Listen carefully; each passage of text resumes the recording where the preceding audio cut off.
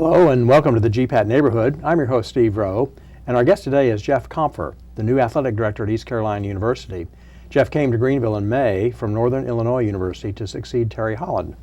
Welcome to the GPAT Neighborhood, Jeff, and welcome back to Greenville. Thank you, I appreciate that. You've barely had time to unpack, I imagine, Right. but we wonder what your impressions are of Greenville and East Carolina University and ECU athletics 20 years after you were here earlier. Right. Well, it's grown quite a bit, and as I've said, the shopping has really increased. Right. The mall was here when I was Right. here the last time, but it didn't extend out much beyond Walmart Right. when we were here. And so my wife was back recently, and we were touring around, and she just could not get over the growth, Really? nor could I. And the neighborhoods that have developed Right. and expanded.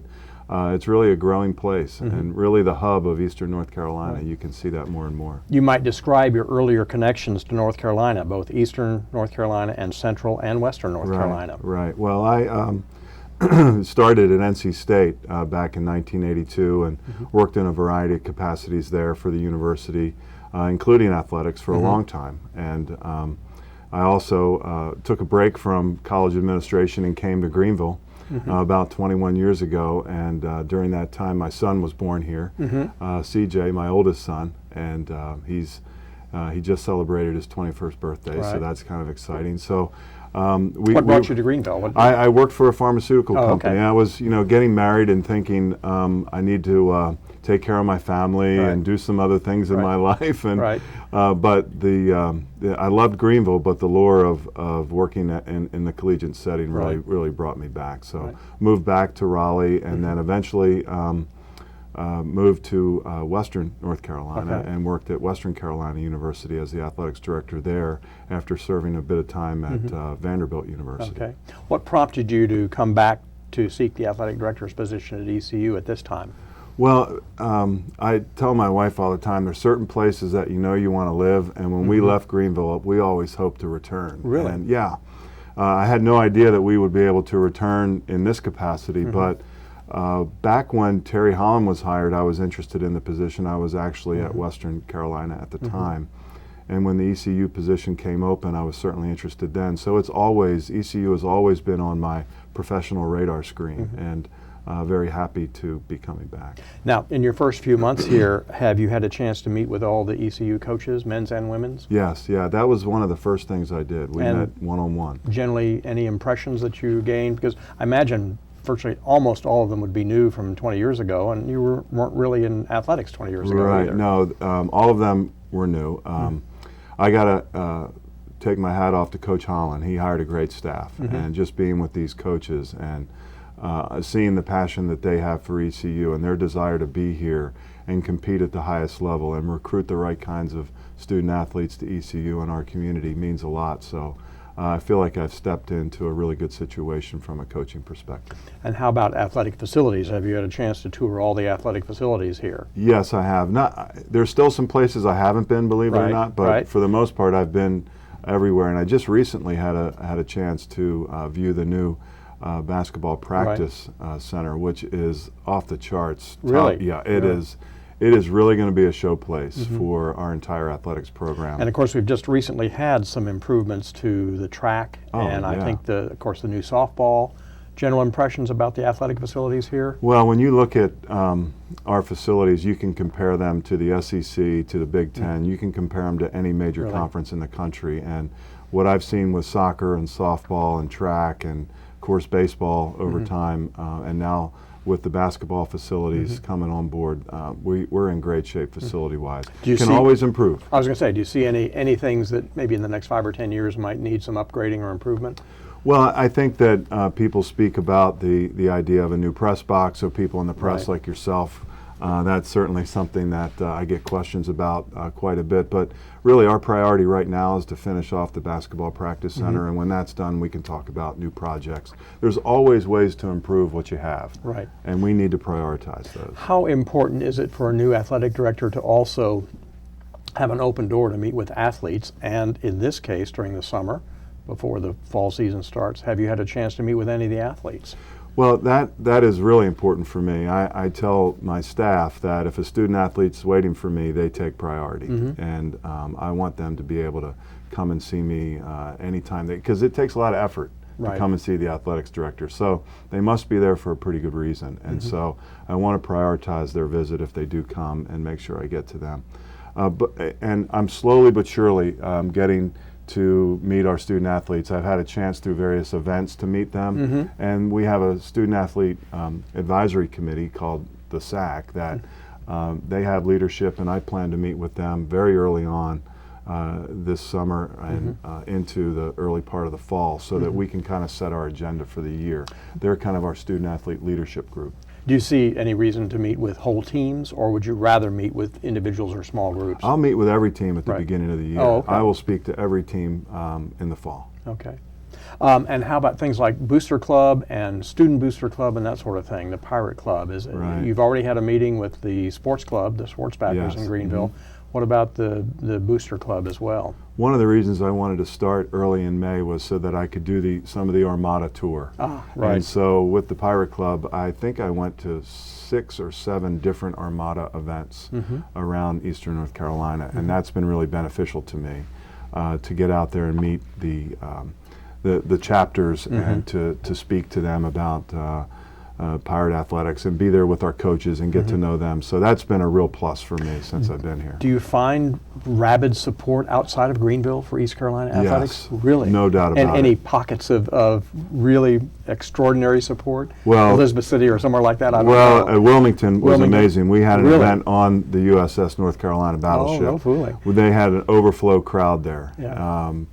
Close to 300 people at that event on a Tuesday night. Right. It was wonderful. Yeah. What kind of differences have you found initially in the college athletics culture between East Carolina and, say, Northern Illinois, where you came? I'm guessing that colleges may have their own athletic culture, but maybe not. I don't know. Right. No, they definitely do. I would say that the ECU culture is a little bit more tradition-based. There's a little bit more history of fan support, of celebrating success, of kind of generating that passion for the program.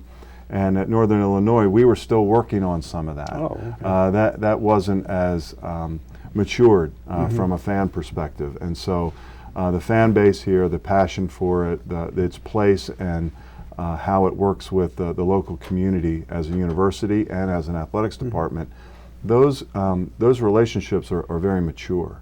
And whereas at Northern Illinois, I felt like we were still trying to build those and work together a little bit more to create that kind of tradition. Is there any part of the culture that is based on the location of the university? And by this I mean with Northern Illinois, you were kind of in the midst of the Big Ten, Right. although you were not part of the Big Ten. Right. And in East Carolina, you're kind of in the midst of the Atlantic Coast Conference, although you're not part of it. Is there any kind of a we try harder atmosphere? Oh, there's definitely that. That's Really? where we share something in common Yeah. with both universities. That kind of chip on your shoulder. You know, we have to try harder. We had a saying at Northern Illinois, we do it the hard way. Well, and it's the truth, because you have to try harder in everything you do because the odds are stacked against you, Right. based on the competition around you. And I like that personally. I'm very at home in that kind of an atmosphere and that kind of a culture. I like trying to work harder than the next guy. Tell us a little bit about the job of athletic director, how it might have changed over the last 10 to 15 years. And you've seen the job and been in the job in several different settings. Right. How has the job changed in the last 10 or 15 years, or since you first got into it? Yeah, I think it has changed. It's really evolved into kind of a CEO, executive type of a position, where in the past I think you had more of a chance to be maybe hands-on for some things, where now I think the responsibilities of the position, it's a very public position, where I think in the past it used to be a little bit more behind the scenes. I think now it's becoming much more public. I think the accountability end of it has really increased. And so it's not just kind of this person running like a high school athletics program. It's developed into kind of a business model, executive model, CEO model of management, and you have to have a good team around you from a business perspective to a fundraising perspective. and certainly from an athletic administration perspective. And in some universities, and I'm not sure whether ECU is one of them, the athletic director is also like an assistant vice chancellor Right. or something like that. Did you obtain a similar title here, or were you mainly No, athletic I director? had that position at Northern Illinois. okay. I was associate vice president and director of athletics. Mm-hmm. But here, I think traditionally in the state of North Carolina, it's been director of athletics, which Mm-hmm. is fine. I think the good thing is I do sit on the president's executive committee, Mm-hmm. which is important, so that I'm there with all the other vice chancellors. Right. And we have an opportunity to work together. And that's so important. That's the other role of the athletics director that has changed. The reporting relationship is now 90% of the time directly to the president or chancellor of the university. What kind of changes do you see coming down the road for an athletic director, say in the next 5 to 10 years, either through the NCAA and its new requirements, or through the University of North Carolina system, anything like that, or is it a little too early to kind of predict that? Well, I see the continued evolution of this being this high-level executive position.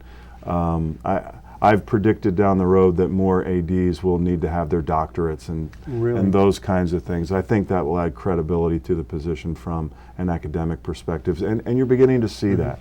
A lot of the younger professionals in the business are moving towards getting their doctorate in higher education or in some other field. Many attorneys are now entering into the realm of athletics directors. So I think you'll see some type of terminal degree down the road as a requirement. Administration or something like that. Sport administration.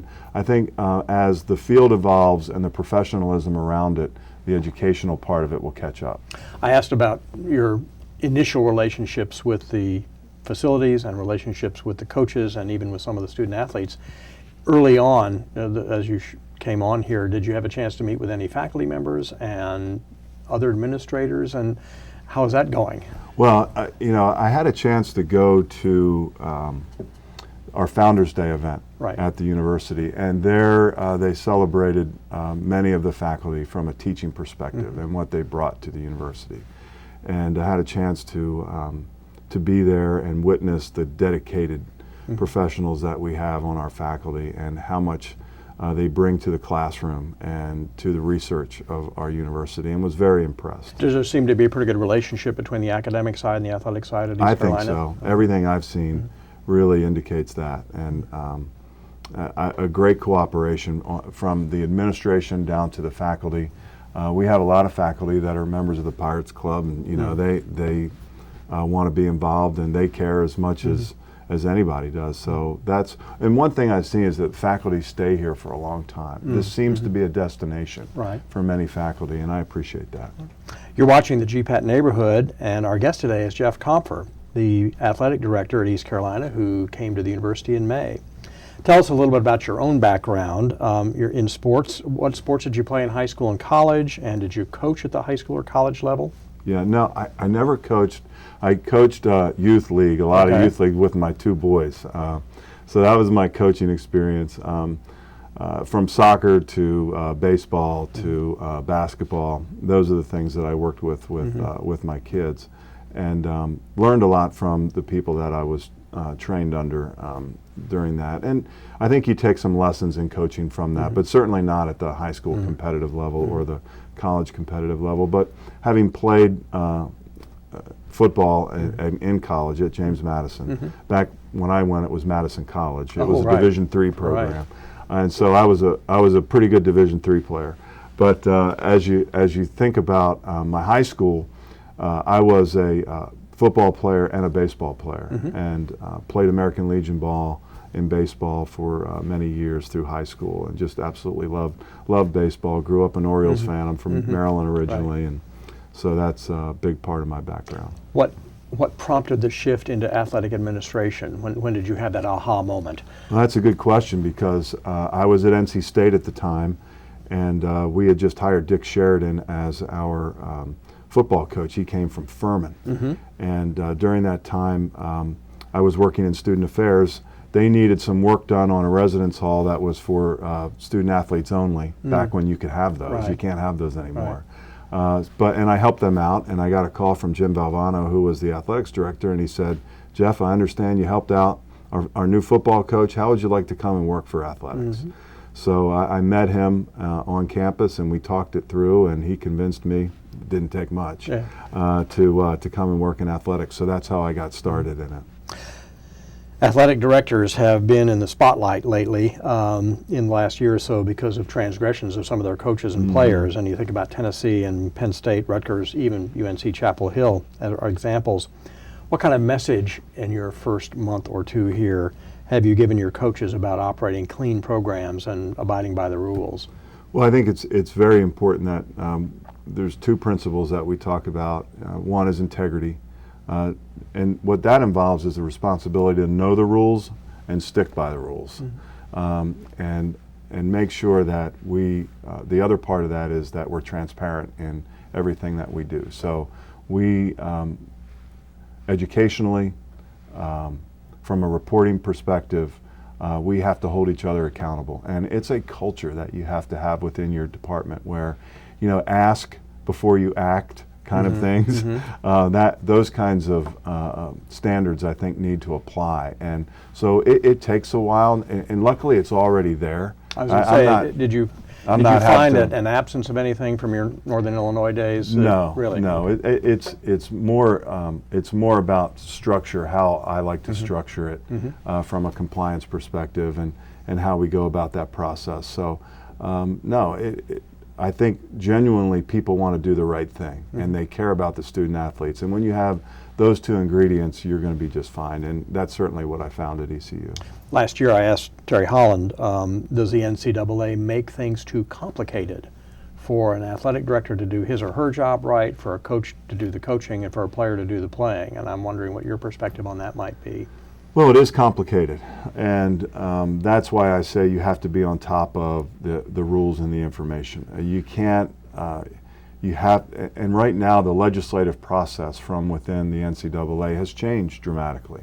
And there are a lot of working groups and other things that have made recommendations that the executive committee of the NCAA has put into place. So you have to stay on top of these ever-changing rules and make sure that your coaches and your staff are educated to that. And that's probably the biggest thing. It is complicated, but I think what we're trying to do as the NCAA and as the membership of the NCAA is make sure that there's a level playing field competitively, but that each institution can manage its staff and set its own guidelines when it comes to expectations around things like recruiting and other things that are important to the institution. Now, at an institution the size of East Carolina, is that something the athletic director has to do, or do you have assistant athletic directors who keep tabs on the internet with latest NCAA regulation change, that sort of thing? Yeah, no, you have to have somebody that's really got their hand on the pulse of what's going on, and make sure that can, they can communicate that. And luckily we've got Jamie Johnson, who is part of our staff, that's really on top of that from a compliance perspective. And he makes sure that we're aware of when the rules have changed and when they go into effect, and make sure that our coaches are educated to that. ECU is set to become part of a new athletic conference in about a year. So many colleges and universities have changed conferences recently, and it doesn't seem for competitive reasons, it seems more for TV revenues. Right. How easy or difficult will it be to develop any rivalries between ECU and other schools in this new conference, or is that not even a factor anymore in setting up conferences? I think it's something that you look to and you say, where are the natural rivalries? Where, proximity-wise, do we see that we have an opportunity to develop a rivalry? And certainly with Navy coming on board in 15 and Temple coming on board, they're now this year they're playing in the American Conference. So I see those as kind of being more natural from a proximity, from a regional perspective. But I was talking earlier to someone today about who would have ever thought Southern Miss would have been a rival, and that just takes time. I think things take time to develop. There could be a particular play or an outcome of a game that creates a rivalry, and you have to open yourselves up for that. And I think with so many of our fans, having connections in Florida, who knows what might develop with the Florida teams in Central Florida or South Florida. How easy or difficult will it be for ECU to continue to schedule games against the more natural rivals, the NC States, UNCs, Virginia Tech, and I'm wondering whether you still try to continue to play Appalachian and Western Carolina in basketball, for instance? Right. Well, I think from a football perspective, Coach McNeil and I are developing a scheduling philosophy. The American Conference has a scheduling philosophy. Right. So we're going to examine that, look down the road, what opportunities we might have to schedule appropriately to fit in with those scheduling parameters. So the opportunity will still be there to play your regional teams, but at the same time, I think it'll open up some opportunities to play some other schools on our schedule that we haven't. Some ECU sports teams might find it particularly challenging in the new conference. I'm thinking of women's and men's basketball against the UConns and things like that. Right. How will an athletic director such as yourself handle what could be some long seasons initially? Well, you know, when That's kind of a psychology that's going to have to be at work here. Yeah. I think what you have to look at is not just the outcome of win-loss, but you have to look, have you made progress in all of your sports? And so are the games closer? Are we recruiting better players? Will being a part of this new conference, you think, assist in your recruiting and your coaches' recruiting? Definitely, really? Especially in basketball. Okay. I really see that. I mean, we will be a multi-team conference in the NCAA in both men and women's.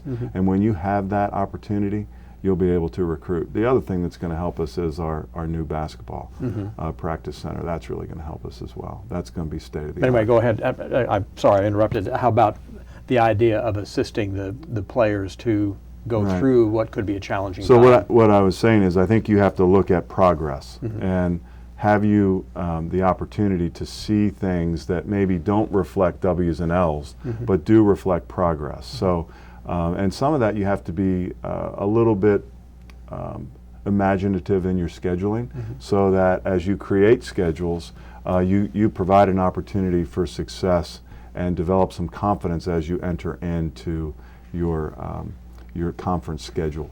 And that's very important. And so all of that, I'll work very closely with the coaches to do that. But I've never known a Pirate to back down from a challenge. So I see this as something that they're just going to love. They're going to thrive in this kind of a competitive environment.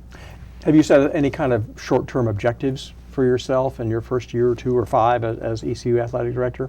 Well, I think the first year, what I want to do is kind of go through the cycle, as I call it. You know, understand the timing of things, understand the rhythm of the university and the athletics department, and you know, I'm looking forward to going to all of our home games and understanding the passion that is Pirate athletics and the Pirate support. So that's really what I want to do this first year, is kind of get through that cycle.